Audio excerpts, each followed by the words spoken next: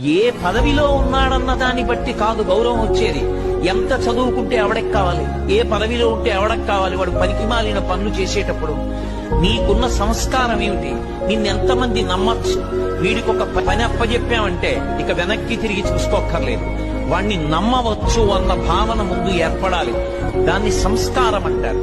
చదువుకి పక్కన ఆ సంస్కారము లేదనుకోండి, ఎంత చదువు ఆ వ్యక్తికి వచ్చిందో వాడు సమాజమునకు అంత ప్రమాదకం.